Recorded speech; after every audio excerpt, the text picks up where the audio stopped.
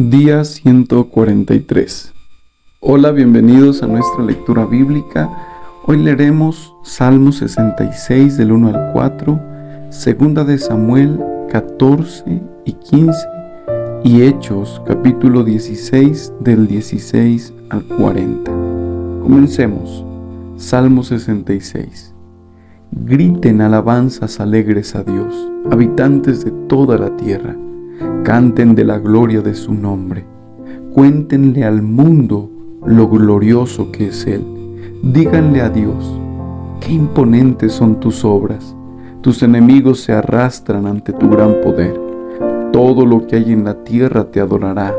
Cantará tus alabanzas, aclamando tu nombre con cánticos gloriosos. Segunda de Samuel capítulo 14. Joab se dio cuenta de cuánto el rey deseaba ver a Absalón, así que mandó llamar a una mujer de Tecoa, que tenía fama de ser muy sabia. Le dijo: finge que estás de duelo, ponte ropa de luto y no uses lociones. Actúa como una mujer que ha estado de duelo por mucho tiempo. Entonces ve al rey y dile la historia que te voy a contar. Luego Joab le dijo lo que tenía que decir. Cuando la mujer de Tecoa se acercó al rey, se inclinó rostro en tierra con profundo respeto y exclamó: «Oh rey, ayúdeme». «¿Qué problema tienes?», preguntó el rey. «Ay de mí que soy viuda», contestó ella.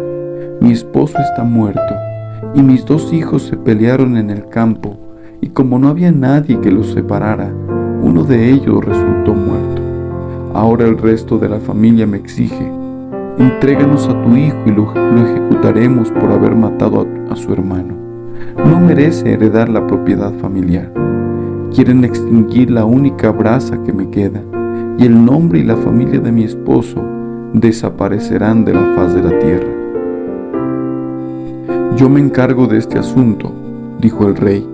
«Ve a tu casa, yo me aseguraré de que nadie lo toque». «Oh, gracias, mi señor el rey», respondió la mujer de Tecoa. «Si lo critican por ayudarme, que la culpa caiga sobre mí y sobre la casa de mi padre, y que el rey y su trono sean inocentes. Si alguien se opone», le dijo el rey, «tráemelo. Te aseguro que nunca más volverá a hacerte daño». Luego ella dijo: «Por favor, júreme por el Señor su Dios que no dejará que nadie tome venganza contra mi hijo. No quiero más derramamiento de sangre». «Tan cierto como que el Señor vive», le respondió, «no se tocará ni un solo cabello de la cabeza de tu hijo».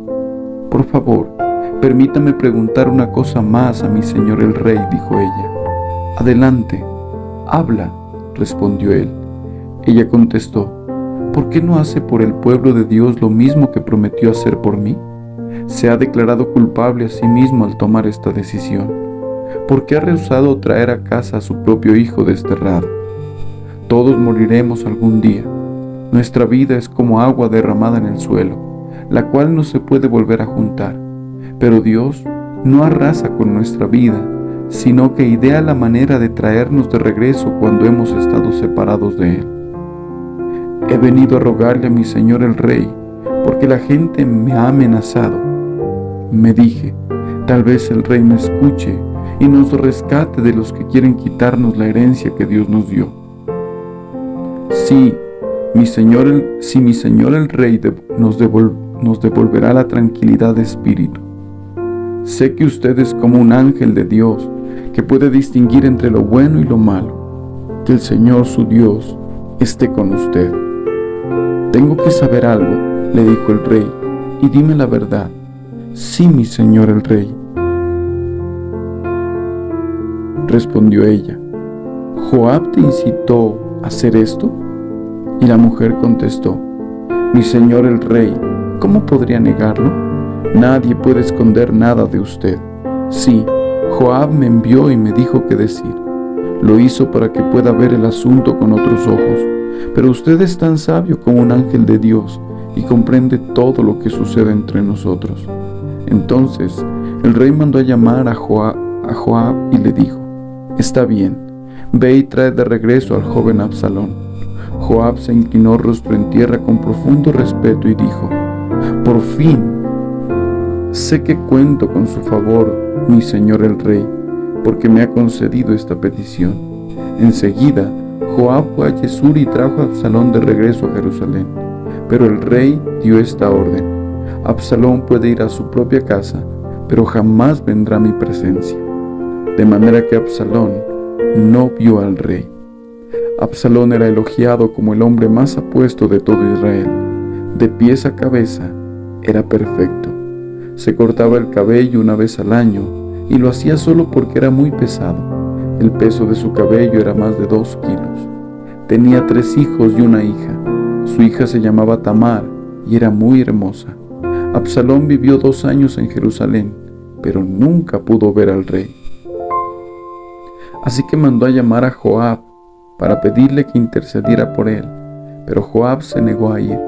Entonces Absalón volvió a enviar por él una segunda vez, pero de nuevo Joab se negó. Finalmente, Absalón les dijo a sus siervos: «Vayan y préndanle fuego al campo de cebada de Joab, el que está junto al mío». Entonces fueron y le prendieron fuego al campo tal como Absalón le había mandado. Entonces Joab fue a la casa de Absalón y le reclamó: «¿Por qué tus siervos le prendieron fuego a mi campo?». Absalón contestó: «Porque quería que le preguntaras al rey por qué me trajo de Yesur si no tenía intención de verme. Mejor me hubiera quedado allá. Déjame ver al rey. Si me encuentra culpable de algo, entonces que me mate». De manera que Joab le dijo al rey lo que Absalón había dicho. Por fin el rey mandó a llamar a Absalón, quien fue y se inclinó ante el rey, y el rey lo besó. Segunda de Samuel, capítulo 15. Después, Absalón compró un carruaje y caballos, y contrató a 50 guardaespaldas para que corrieran delante de él. Cada mañana se levantaba temprano e iba a la puerta de la ciudad. Cuando la gente llevaba un caso al rey para que lo juzgara, Absalón le preguntaba de qué parte de Israel era, y la persona le mencionaba a qué tribu pertenecía. Entonces Absalón le decía: «Usted tiene muy buenos argumentos a su favor. Es una pena que el rey no tenga disponible a nadie para que los escuche. Qué lástima que no soy el juez. Si lo fuera, todos podrían traerme sus casos para que los juzgara, y yo les haría justicia». Cuando alguien trataba de inclinarse ante él, no lo permitía. En cambio, lo tomaba de la mano y lo besaba. Absalón hacía esto con todos los que venían al rey por justicia, y de este modo se robaba el corazón de todo el pueblo de Israel. Después de 4 años, Absalón le dijo al rey: «Permítame ir a Hebrón a ofrecer un sacrificio al Señor y cumplir un voto que le hice. Pues mientras su siervo estaba en Yesur en Harán, prometí que le ofrecería sacrificio al Señor en Hebrón si me traía de regreso a Jerusalén». «Está bien», le dijo el rey, «ve y cumple tu voto». Así que Absalón se fue a Hebrón, pero mientras estaba allí, envió mensajeros secretos a todas las tribus de Israel para iniciar una rebelión contra el rey. Tan pronto como oigan el cuerno de carnero, decía el mensaje, deben decir: «Absalón ha sido coronado rey en Hebrón». Absalón llevó consigo a 200 hombres de Jerusalén como invitados, pero ellos no sabían nada de sus intenciones. Mientras Absalón ofrecía los sacrificios, mandó a buscar a Ahitofel, uno de los consejeros de David, que vivía en Gilo. En poco tiempo, muchos más se unieron a Absalón y la conspiración cobró fuerza. Pronto llegó un mensajero a Jerusalén para decirle a David: «Todo Israel se ha unido a Absalón en una conspiración en su contra. Entonces debemos huir de inmediato, si no, será muy tarde». David dijo a sus hombres: «Apresúrense. Si salimos de Jerusalén antes de que llegue Absalón, tanto nosotros como la ciudad nos salvaremos del desastre». «Estamos con usted», respondieron sus consejeros. «Haga lo que mejor le parezca». Entonces el rey salió de inmediato junto con todos los de su casa. No dejó a nadie excepto a 10 de sus concubinas para que cuidaran el palacio. Así que el rey y toda su gente salieron a pie y se detuvieron en la última casa a fin de que los hombres del rey pasaran al frente. había 600 hombres de Gad que habían venido con David, junto con la guardia personal del rey. Después, el rey se dio vuelta y le dijo a Itaí, un líder de los hombres de Gad: ¿por qué vienes con nosotros? Vuelve al rey Absalón, porque tú eres un huésped en Israel, un extranjero en el exilio. Llegaste hace poco. ¿Debería forzarte a vagar con nosotros? Ni siquiera sé a dónde iremos. Regresa y llévate contigo a tus parientes, y que el Señor te muestre su amor inagotable y su fidelidad. Pero Itaí le respondió al rey: juro por el Señor y por el rey, que iré donde quiera que mi señor el rey vaya, sin importar lo que pase, ya sea que signifique la vida o la muerte. David respondió: está bien, ven con nosotros. De modo que Itaí y todos sus hombres junto con sus familias lo acompañaron. Entonces todo el pueblo lloraba a gritos cuando el rey y sus seguidores pasaban. Así que cruzaron el valle de Cedrón y fueron hacia el desierto. Sadoc y todos los levitas también fueron con él cargando el arca del pacto de Dios. Pusieron el arca de Dios en el suelo y Abiatar ofreció sacrificios hasta que todos dejaron la ciudad. Luego el rey le dio instrucciones a Sadoc para que regresara a la casa de Dios, a la ciudad. Si al Señor le parece bien, dijo David, me traerá de regreso para volver a ver el arca y el tabernáculo. Pero si él ha terminado conmigo, entonces dejemos que haga lo que mejor le parezca. El rey también le dijo al sacerdote Sadoc: mira, este es mi plan. Tú y Abiatar deben regresar a la ciudad sin llamar la atención junto con tu hijo Ahimaas y con Jonatán, el hijo de Abiatar. Yo me detendré en los vados del río Jordán y allí esperaré tu informe. De este modo, Sadoc y Abiatar devolvieron el arca de Dios a la ciudad y allí se quedaron. Entonces David subió el camino que lleva al monte de los olivos, llorando mientras caminaba. Llevaban la cabeza cubierta y los pies descalzos en señal de duelo. Las personas que iban con él también se cubrieron la cabeza y lloraban mientras subían el monte. Cuando alguien le dijo a David que su consejero Ahitofel ahora respaldaba a Absalón, David oró: oh Señor, haz que Ahitofel le dé consejos necios a Absalón. Al llegar David a la cima del monte de los olivos, donde la gente adoraba a Dios, Husai, el arquita, lo estaba esperando. Husai había rasgado sus ropas y había echado polvo sobre su cabeza en señal de duelo. Pero David le dijo: si vienes conmigo, solamente serás una carga. Regresa a Jerusalén y dile a Absalón: ahora seré tu consejero, oh rey, así como lo fui de tu padre en el pasado. Entonces podrás frustrar y contrarrestar los consejos de Ahitofel. Sadoc y Abiatar, los sacerdotes, están allí. Diles todo lo que se está planeando en el palacio del rey. Y ellos enviarán a sus hijos Ahimaas y Jonatán para que me cuenten lo que está sucediendo. Entonces Husai, el amigo de David, regresó a Jerusalén y arribó justo cuando llegaba Absalón. Hechos capítulo 16, versículo 16 en adelante. Cierto día, cuando íbamos al lugar de oración, nos encontramos con una joven esclava que tenía un espíritu que le permitía adivinar el futuro. Por medio de la adivinación, ganaba mucho dinero para sus amos. Ella seguía a Pablo y también al resto de nosotros gritando: estos hombres son siervos del Dios Altísimo y han venido para decirles cómo ser salvos.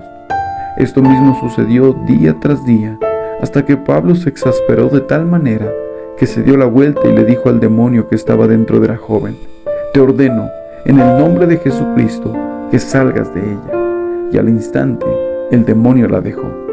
Las esperanzas de sus amos de hacerse ricos ahora quedaron destruidas. Así que agarraron a Pablo y a Silas y los arrastraron hasta la plaza del mercado ante las autoridades. Toda la ciudad está alborotada a causa de estos judíos, les gritaron a los funcionarios de la ciudad. Enseñan costumbres que nosotros, los romanos, no podemos practicar porque son ilegales.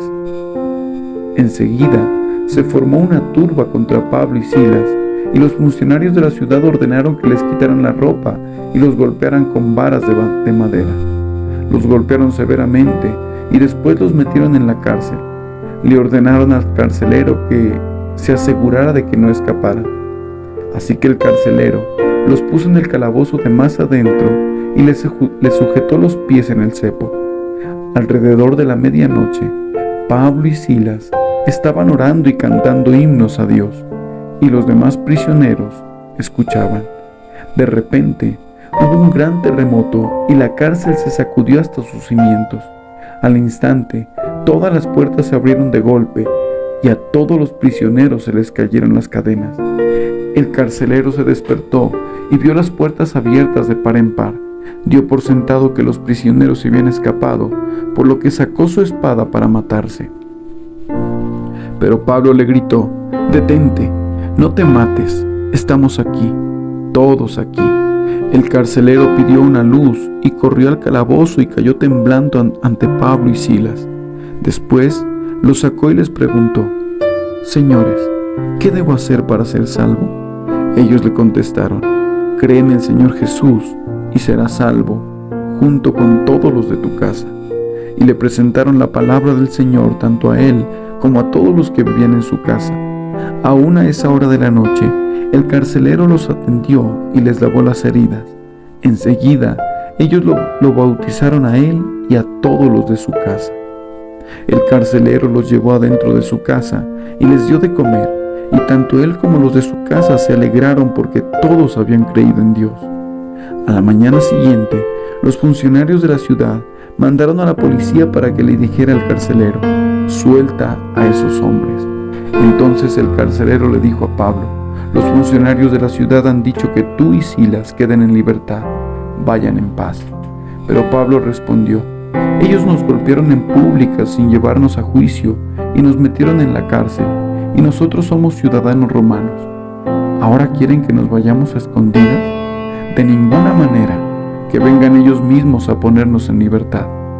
Cuando la policía dio su informe, los funcionarios de la ciudad se alarmaron al enterarse de que Pablo y Silas eran ciudadanos romanos.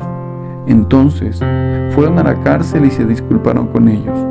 Luego los sacaron de allí y les suplicaron que se fueran de la ciudad. Una vez que salieron de la cárcel, Pablo y Silas regresaron a la casa de Lidia.